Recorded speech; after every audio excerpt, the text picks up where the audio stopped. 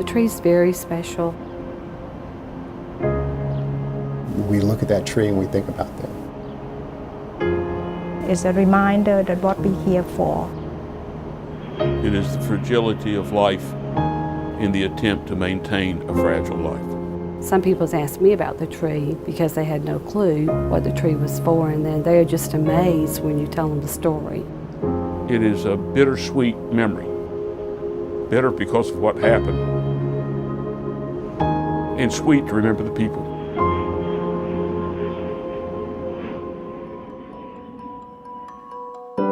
I first remember Art when he came in as a student, when he was doing clinicals, and he just had a real soft demeanor about him. And I thought that he might be a good fit for our unit. Art was just one of those wonderful guys who had done a lot of things with his life up to that point, through short life. He was very dedicated to what he was doing at the time. He had been a Green Beret before in the military. He came back as a respiratory therapist and worked with us. And he was always one of those people that you could depend on. When he was taking care of your patients, it was his patient, and he would do a great job with it. And he was very responsible. His sister was not in good health almost from her birth, and he always took good care of her and was very defensive of her, and told me even one time, although I had never said anything to him about this, that I need never worry about her, that he would always take care of her. Art, he was, like they say, a gentle soul. He was always nice, fun to be around. He would do anything for anybody. You know, if somebody needed something done, he was a good friend to them. He'd go help them do whatever they needed. And he was a big brother to a lot of the nurses in the unit, so that was good. My favorite saying Art always had was, "Where else can you get paid to sit in your pajamas and rock babies?" And that's the way he was.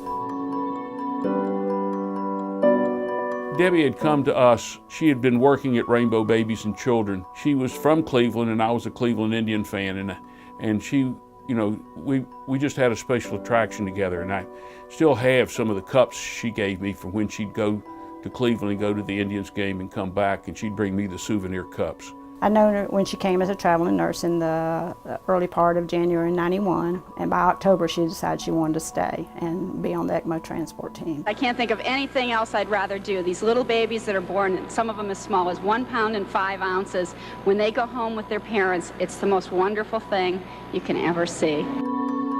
She was full of life. I mean, she was funny. You could be having a bad day and Debbie could walk in the office and you'd be laughing in no time. She was just real jolly and always uplifting, you know, always concerned for other people. I know if she's there and then that day we're going to have a good day because she lifts people's spirit, people up. And that's why I think when I wave goodbye, I never thought that could happen. It was August 7th, 1993. We had some thunderstorms going on locally. It was a sultry day. One I'll never forget. There was a call from a transport in South Georgia. It was a Saturday. And we need to go and pick the baby up. I accept that baby to be transported by our team. I believe this was the first time he had been on an actual transport because he had done so much parachuting in the Army. You know, he had done some ground ones and he was ready to, get to do all of it. This happened to be an airplane flight, so he was excited about that. I waved to him that morning as he drove past my house, but I didn't get to talk to him that day because he came home from his breakfast and went to sleep because he had worked at night. Around mid-morning, I waved him goodbye, and Debbie said that I'm going, anything that you need me to do. I said, just bring the baby back, and I will see you in the afternoon. I was out in the hall as they were leaving, and I spoke to them as they were on their way.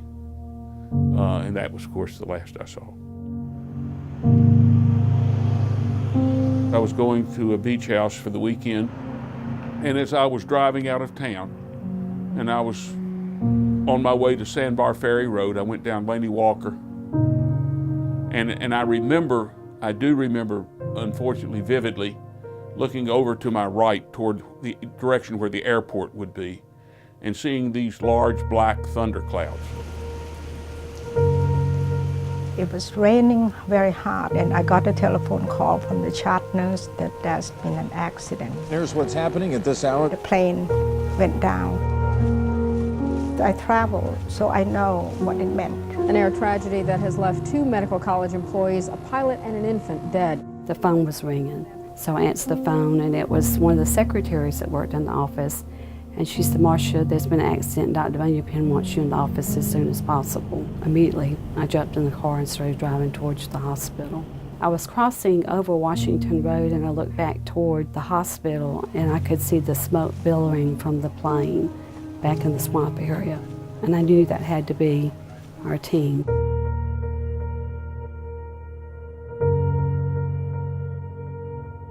It was pretty devastating. I didn't find out about it till I had reached the Olive Palms. Whenever I went out of town, I usually made sure that somebody knew how I could be reached in case something happened and they needed me.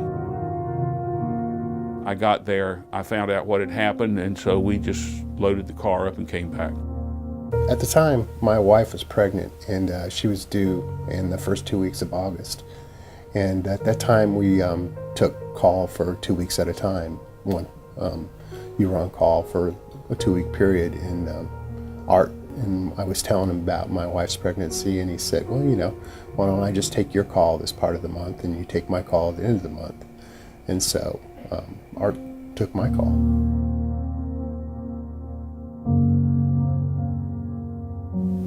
I get a constant reminder of Art because my son's named after him.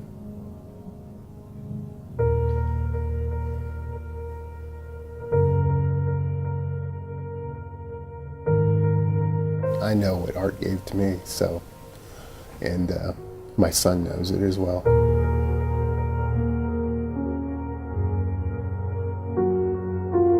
Somebody called me to come home, and so I went home, and my daughter was standing on the porch, and this man who worked in the therapy place here, the neonatal nursery, was there with his arm patting her, and he told me what had happened. And that was the first I knew about it. Wasn't prepared for anything like that. Well, I actually got on the elevator at that time. The NICU was on the 8th floor of the hospital. I took the front elevator, and the door opened, and Dr. Bunyapen was actually standing there waiting on me. And she said, "Marcia, I want you to go to Debbie's home and tell them that Debbie has died in the accident."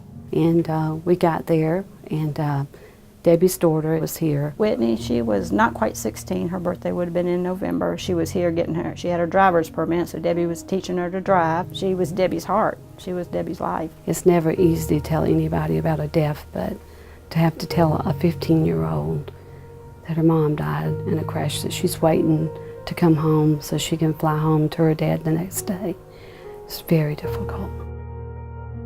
Some of the staff was just so upset that they gathered together and they pray. That night, I remembered all the nurses come in and try to pitch in, doing whatever they need to do. They're not even on call, or never that they're supposed to come in. They came in. And that made me feel good that, oh my gosh, we're gonna survive, but we're gonna have to go through this. We all were shocked, remorseful, and whatnot, or what words we would use to describe that. But we also knew that we had to take care of the patients that were here. That would have been what Debbie and Art wanted us to do, and that's what we did. Amazing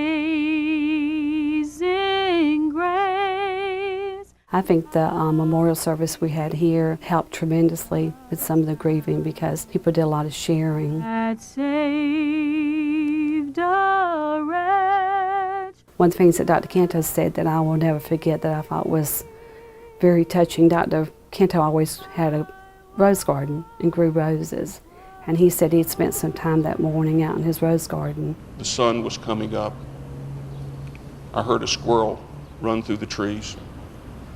A bird called. It was answered by another. It was a peaceful and beautiful morning. I looked to the east where the sun was rising, my eyes filled with tears. I tasted the salt of the tears as they ran down my face. I was unhappy. I still could not understand what had happened. And I lifted my eyes, and in my own way I prayed, and I said, "Big fella, if you ever take me up there in heaven, you're going to have to explain this one to me, because I just don't understand what happened and what you did."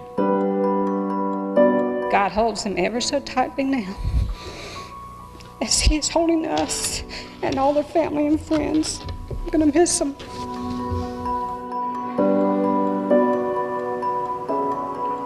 It's going to be hard to imagine the unit without.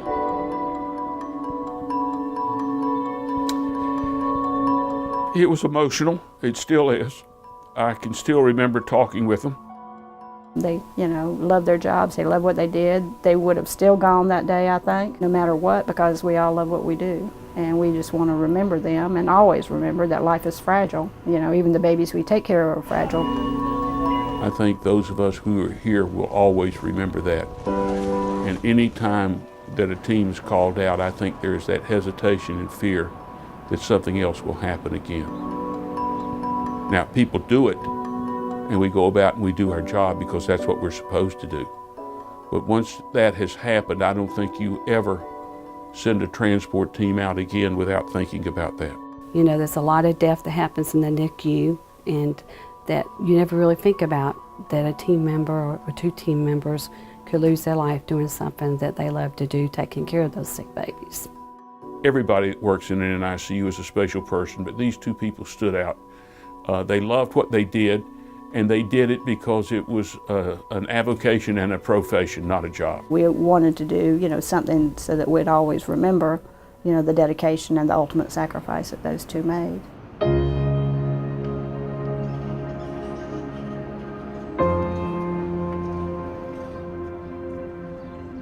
I was one of the people that helped decide about the tree, and it would grow to be a very tall tree. I think a lot of people wanted to memorialize them for the type people that they were and try and carry that on. Not just to remember them, but to inspire others to be as dedicated to their work as they were. I think people that knew Debbie and Art, when they see that tree, they probably think about, goodness, it's been 22 years. Dr. Bunnington, she'll constantly ask him, "How old is Arthur now?" That's how we dated. "How old's my son?" That's how long it's been. The tree's still there and it's strong, and they were both strong people, and I'm sure it has an impact on the people that knew them. I think it's a way of remembering people, and I think it's a way of remembering the mission and what the Children's Hospital is for. That tree is very special. I think about Art and Debbie every time I look at it. They were role models for younger folks. They inspired some of us who had been doing it for a while and reminded us of what we were doing and why we were doing it. I think the people even became more of a family after experiencing something that was very difficult. They wanted to do an even better job, if nothing else, but just for Debbie and Art. And I think they helped raise the whole level of what we were doing in our unit.